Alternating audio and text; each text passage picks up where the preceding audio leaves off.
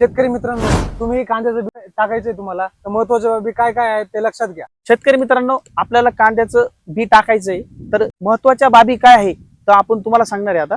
एक म्हणजे मुरमाड वावर, म्हणजे त्यामध्ये रोप कसं टाकायचंय तर ती वाफा पद्धत. तिथं मित्रांनो तिथं पाणी धरून ठेवत नाही ती जमीन, त्यामध्ये काय अडचणी वाफा पद्धत करू शकतात. काळवट रानामध्ये तुम्हाला बेड पद्धतच करावं लागेल मित्रांनो, कारण याच्यातून पाणी लिचवड झालं पाहिजे, कारण काळी जमीन पाणी धरून ठेवते मित्रांनो. तिथं असं बेड पद्धतच करावं लागेल मित्रांनो. त्या बेड पद्धतीवरच तुमचं रोप सक्सेस होऊ शकतं काळ्या रानात. आणि जर तुमचं डीप सॉइल जमीन असेल तर तुम्हाला 3 ते 3.5 फुटाचा बेड पडावा लागेल, म्हणजे पूर्ण पाणी लिचवड होतं 3.5 फुटामध्ये. हा जवळजवळ 4-4.5 फुटाचा बेड आहे मित्रांनो, यामध्ये पाणी लिचवड होतो. आणि जर जास्त डीप सॉइल असेल तर 3.5 फुटाचं बेड पाडायचं आहे आणि त्यावरती तुम्हाला कांद्याचं बी टाकायचंय. मित्रांनो बघू शकता तुम्ही, या अशा पद्धतीनं बेड पाडेले डीप सॉइल किंवा काळी जमीन म्हणतो आपण, त्या पद्धतीनं ते रोप उगवण क्षमता चांगली झालेली आहे. पाणी रिचाउट झालेलं आहे मधून, नाळीमधून बघा ओल किती नाळीमध्ये, आणि वर बघा पाण्याचा निचरा होणारी जमीन पाहिजे किंवा